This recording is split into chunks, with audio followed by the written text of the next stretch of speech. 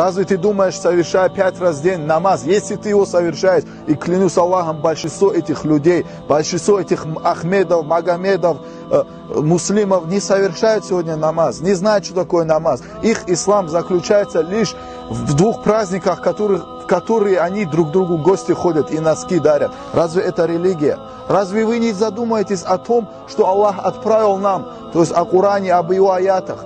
Субханаллах, конечно же, вы не задумаетесь. Многие из вас даже читать его не умеют. А если кто-то умеет, понятия не имеет о том, что там написано. Разве вы не задумаетесь о сунне пророка, саллаллаху алейхи вассалям, о его жизнеописании? Разве так он жил?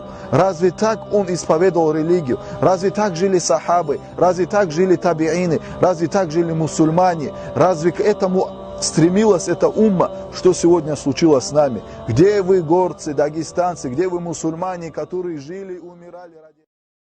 Likey